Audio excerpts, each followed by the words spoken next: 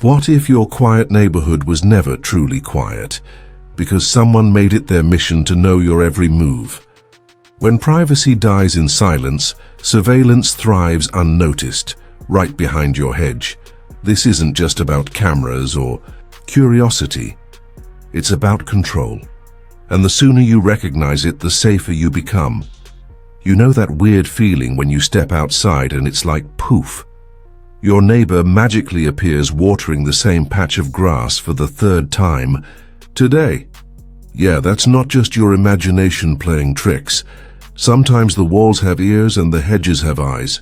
Neighbors who blur the line between friendly wave and full-blown surveillance operation can turn your peaceful home into a place you tiptoe around like a crime scene. If you've ever caught yourself whispering in your own kitchen just in case someone is listening, congratulations. Your instincts might be trying to save your life. In this video, I'm revealing 5 unmistakable signs. Your neighbor isn't just nosy. They're monitoring you. These aren't harmless quirks. They're major red flags that could wreck your peace of mind if you miss them. So stay close, because by the end of this, you'll know exactly how to spot the danger before it parks itself in your driveway. And hey, if you believe your privacy deserves a standing ovation, make sure to hit that subscribe button. We've got a lot more survival wisdom coming your way. Sign 1. They coincidentally appear every time you leave your house. Have you ever stepped outside your home only to notice a certain neighbor coincidentally popping up again and again and again? It's not just your mind playing tricks on you.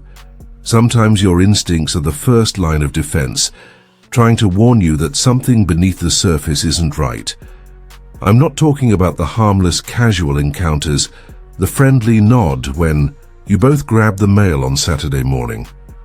No, I'm talking about the unsettling pattern where someone seems almost magnetically drawn to your every movement, where casual turns into calculated, where coincidence begins to feel more like surveillance. Imagine this. A man I once knew, David, a retired firefighter, loved taking evening walks around his block after dinner. Quiet, simple, part of his routine. At first, he thought nothing of it when a neighbor from 3 houses down happened to be checking his car every time David strolled past. Maybe it was coincidence, maybe it was nothing, but then it escalated. No matter what time David chose to walk, early evening, late night, sometimes even in the rain, there that neighbor would be pretending to organize his garage, sweeping an already clean driveway, or leaning against his car, scrolling aimlessly on his phone. What began as slight unease quickly deepened into something heavier. In U.S. counterintelligence training, one of the first red flags taught is pattern tracking, when someone mirrors your schedule not by accident, but by design. A sense that his movements weren't just observed, they were anticipated. There's a psychological term for this phenomenon: hypervigilant observation. It's when someone tracks your habits so closely that they can predict your next move before you even make it. And here's where it becomes dangerous. Because patterns aren't random. They're built through attention, intention, and often an unhealthy fixation. A neighbor who studies your routine so meticulously is rarely just being curious. They're conditioning themselves to believe your life is part of their territory. The Stoics understood this kind of hidden threat, even if they didn't have security cameras or Wi-Fi networks. They taught that control over your mind, not the outside world, is your greatest protection. Marcus Aurelius warned that disturbance does not come from events themselves, but from our judgments about them. When you feel something is wrong, you must trust that feeling, observe it clearly, but not let fear cloud your judgment. The goal is not to panic, it's to understand and respond with strategy. So how do you protect yourself when coincidence turns to creeping certainty? First, document everything calmly, systematically. Keep a private log, dates, times, what you noticed, what seemed unusual. Trust isn't enough when it comes to personal security. You need evidence. Technology too becomes your ally. Install cameras, check the footage. Small patterns like a neighbor hovering near your home minutes after you leave reveal themselves over time. These aren't just useful for your peace of mind. They're critical if the situation ever escalates legally. Another tactic: disrupt the predictability. Change your routes. Leave at unusual hours. Park your car differently. See if your neighbor's behavior shifts with you. If they're truly monitoring you, you'll notice them adapting unnaturally quickly.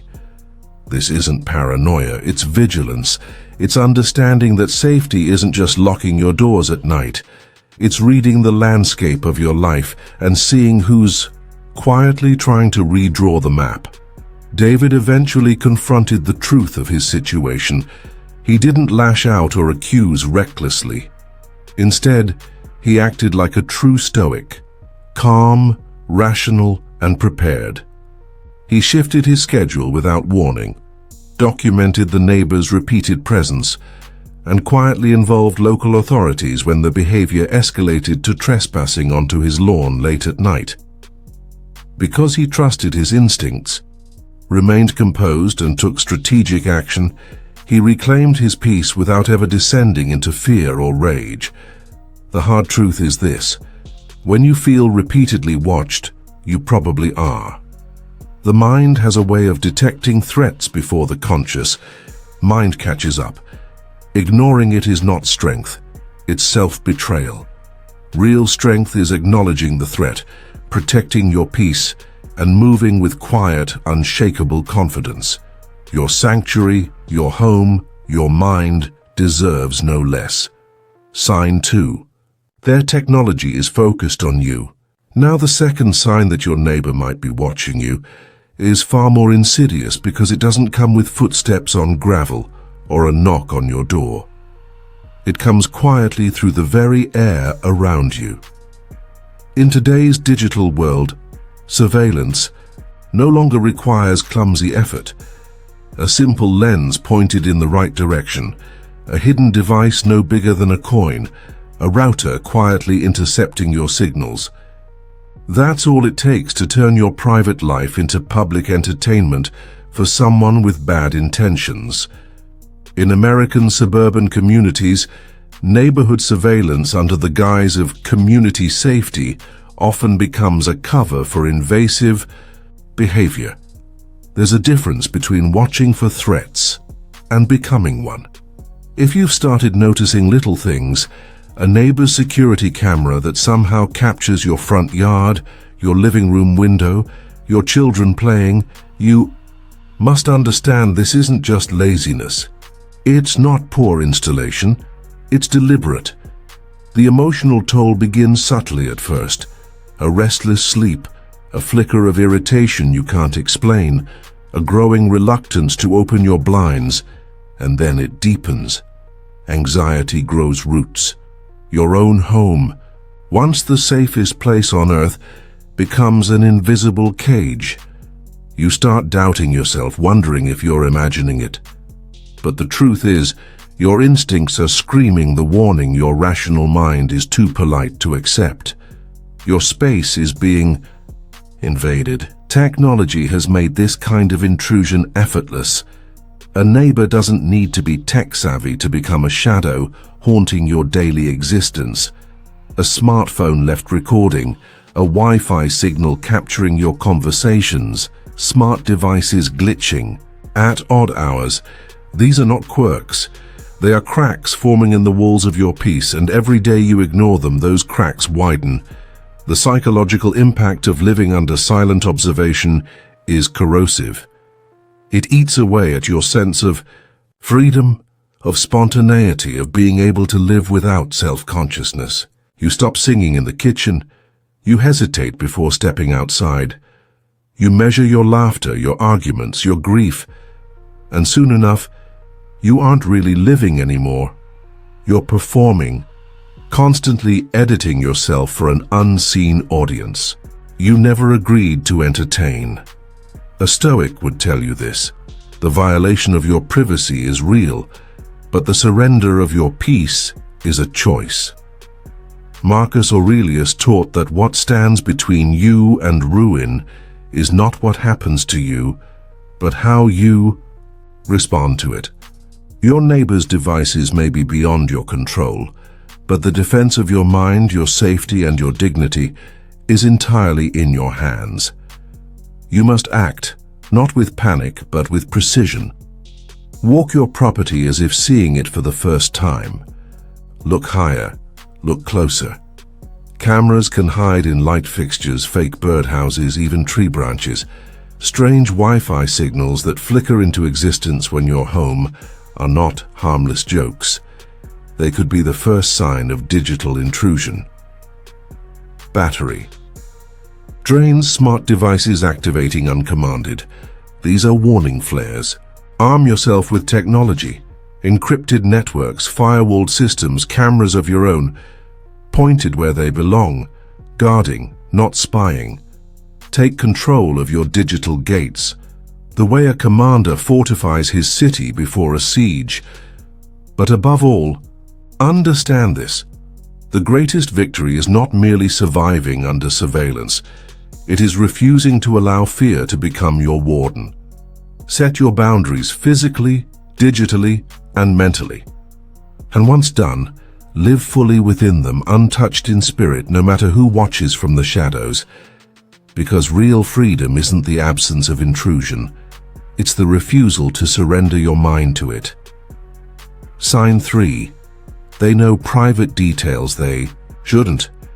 Did you know that the average person's private life can now be reconstructed using less than 5 casual conversations overheard across a few days? In an age where information is currency, a neighbor who listens too closely isn't just curious. They're quietly building a blueprint of your life. And the third sign your neighbor might be watching your every move is when they seem to know far more about you than you ever intended to share. It starts innocently enough. A casual comment about your sister's new job in Phoenix, even though you never breathed a word about it outside your own 4 walls. Behavioral psychologists call this territorial entitlement. It's when someone begins to believe proximity gives them permission to observe, to intrude, to control. A neighbor congratulating you on the pricey sneakers you ordered online. Sneakers you hadn't even unboxed yet. It's a slow creep, barely noticeable at first, but once you spot it, you can't unsee it. A neighbor noticing a new haircut is one thing. A neighbor knowing you got it at precisely 2:30 p.m. last Tuesday and paid with your Visa card is something else entirely. That's not friendliness, that's surveillance. What's happening behind the scenes is even more unsettling. Psychologically, these neighbors often feel a sense of entitlement over your life, a warped belief that proximity gives them access. They rationalize their behavior under the guise of neighborly concern or casual observation. But make no mistake, the collection of small, seemingly innocent details about your private life is a form of control. It's how manipulators operate, by gathering silent ammunition without your consent. And the consequences are far deeper than feeling uncomfortable.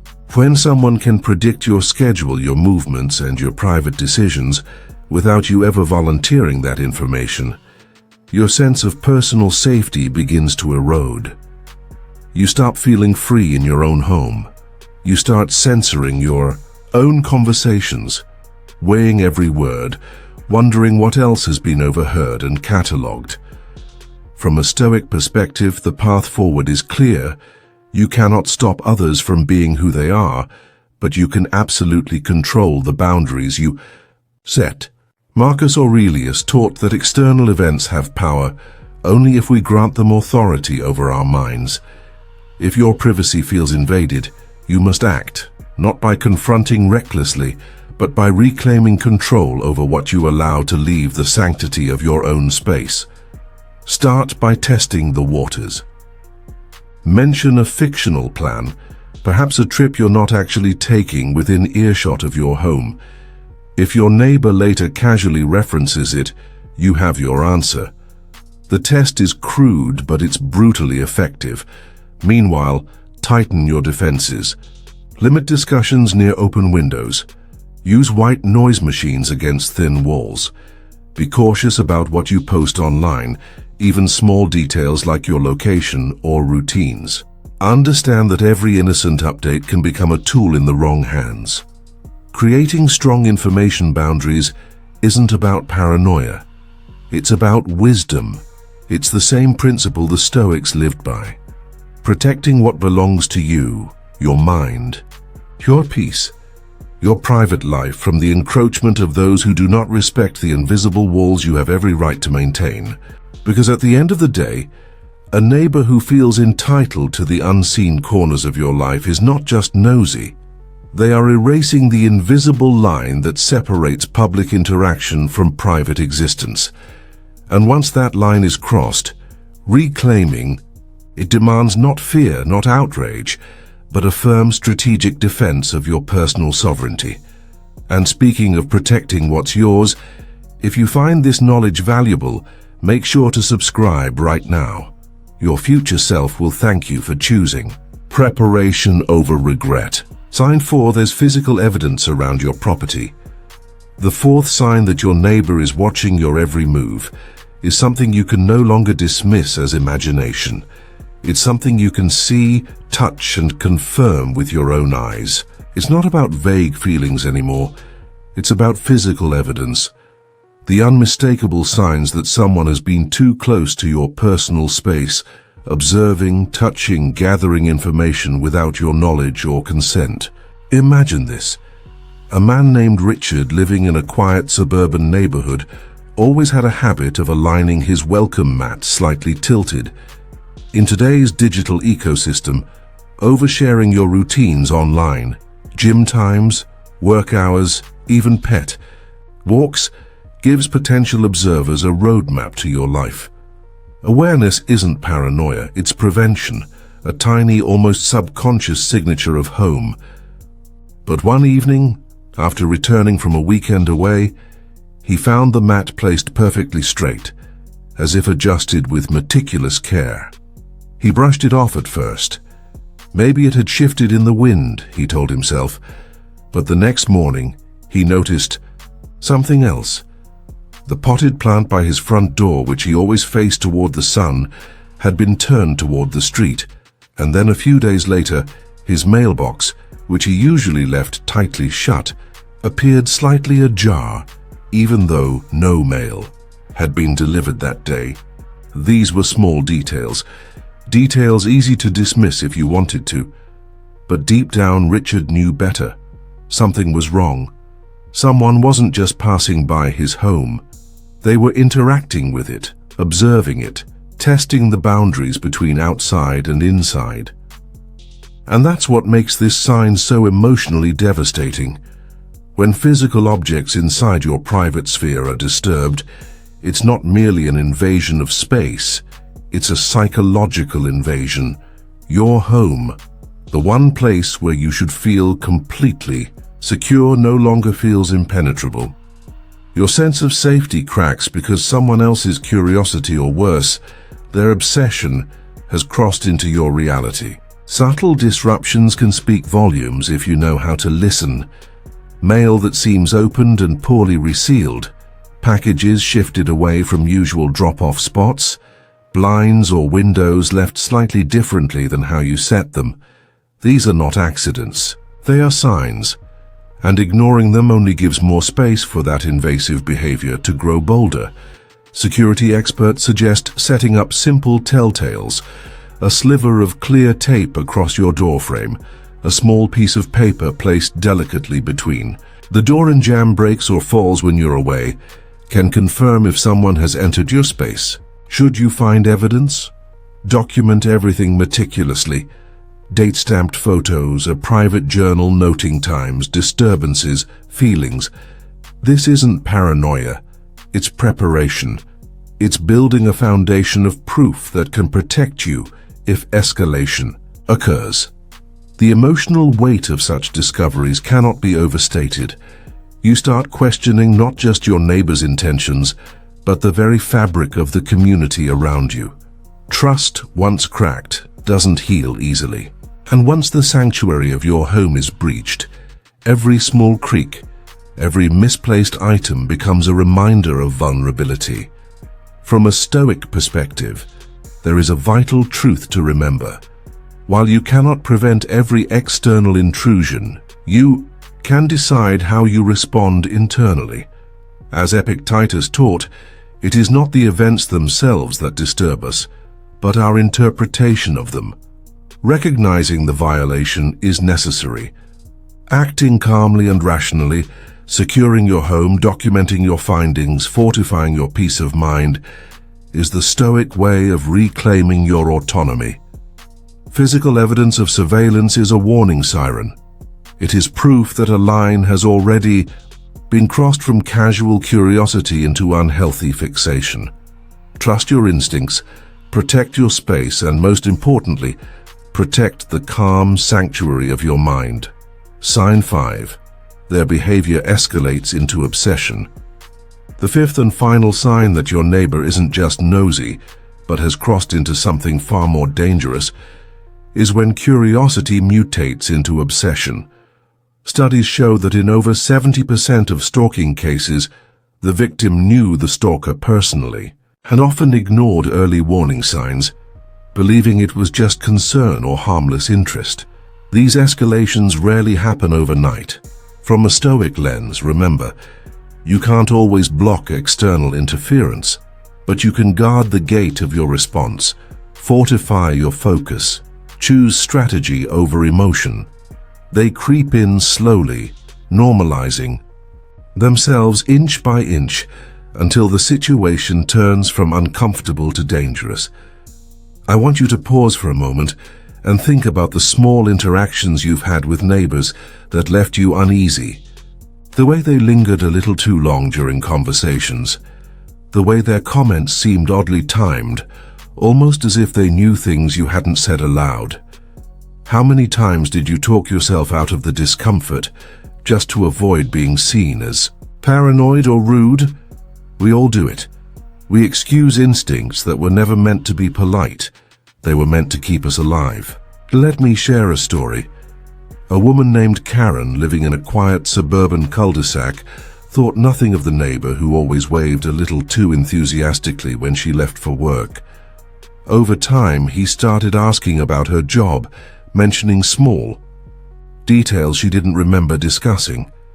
Then one evening, after a private phone call where she mentioned taking a weekend trip, a call made behind closed doors, she found to have a great trip note left under her doormat.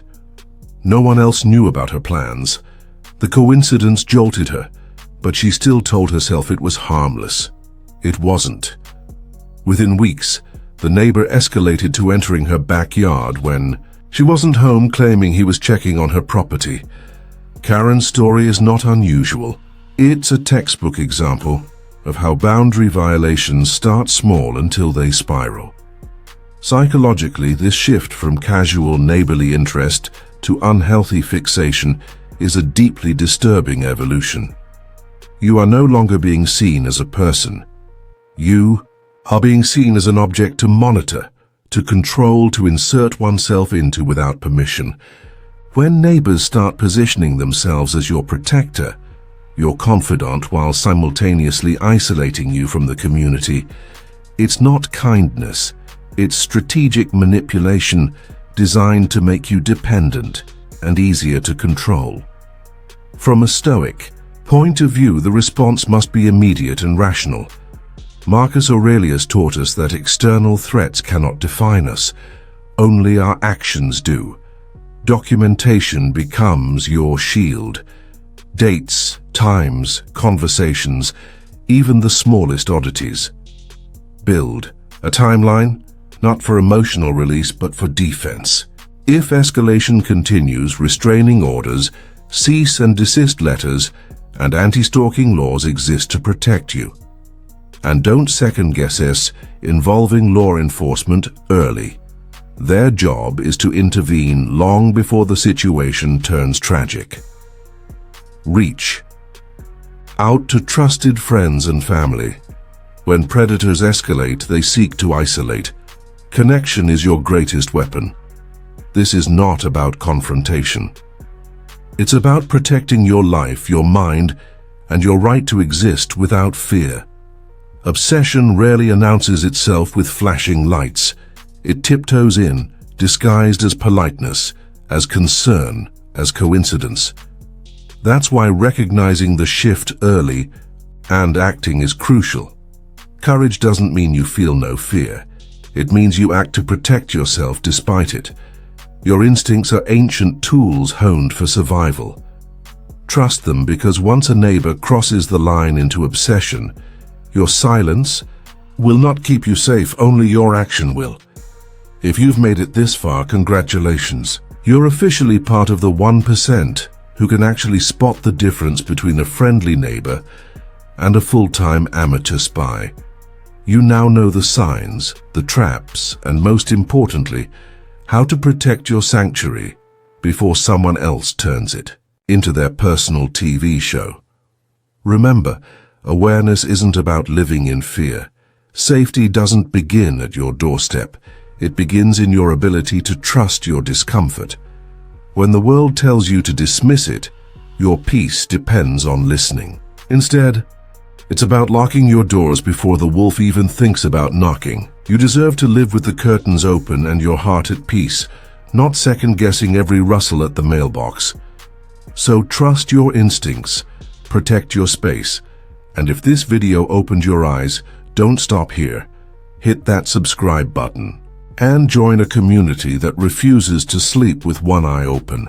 And hey, the next video the algorithm picked for you. It's not random, it's your next shield. Click it now.